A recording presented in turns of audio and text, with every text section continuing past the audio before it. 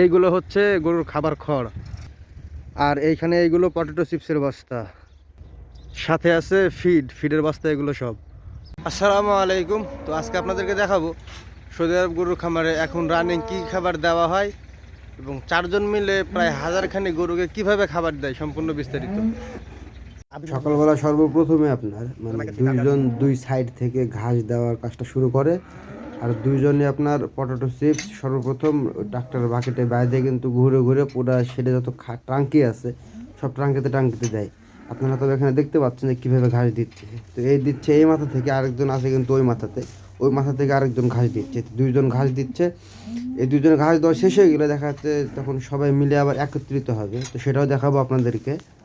আমি এখানে ঘাস দেওয়ার ভিডিওটা করতে করতে ওরা কিন্তু অলরেডি শেওলের বাকেটে করে চিপসের বস্তা বেঁধে কিন্তু শেডের মধ্যে ঢুকে গেছে অলরেডি।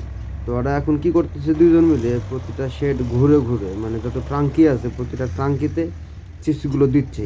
তা আপনাদেরকে আমি দেখাই যে ওরা কীভাবে চিপসগুলো দিচ্ছে ট্রাঙ্কিতে, এবং চিপসগুলো কত ফ্রেশ আপনারা দেখলে বুঝতে পারবেন।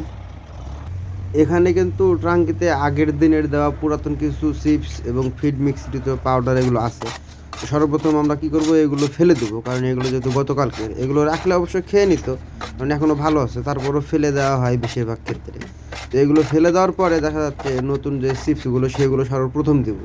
চিপস দেওয়ার পরে লাস্টে গিয়ে দেখা যাচ্ছে আপনার যখন শেষ হয়ে যাবে সব ট্রাঙ্কিতে চিপস দেওয়া, তারপরে গিয়ে দেখা যাচ্ছে ফিডটা নিয়ে আসবো।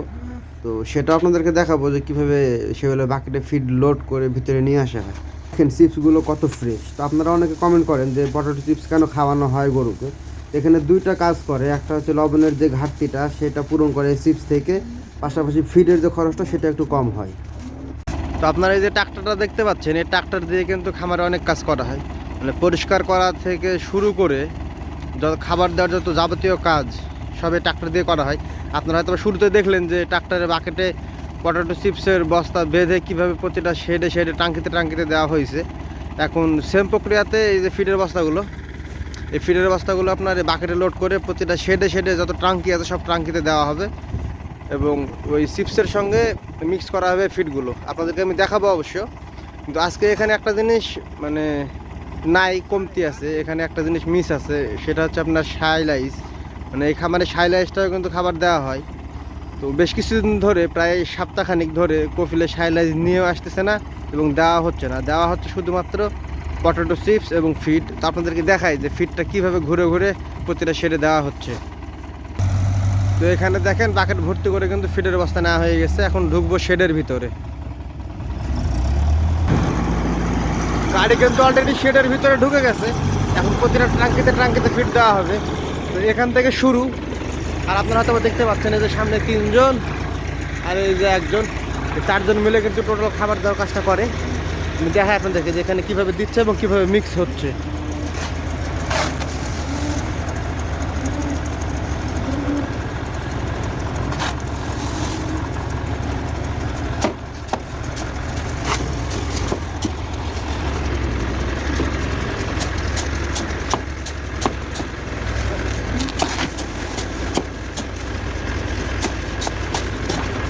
তো এইভাবে দেখা যাচ্ছে আপনার খামারে যত ট্রাঙ্কি আছে সব ট্রাঙ্কিতে খাবার দেওয়া হবে এবং মিক্স করা হবে। তো সাইলাইসটা থাকলে হয়তো ওইটা দেওয়ার পরেও এভাবে মিক্স করা হতো।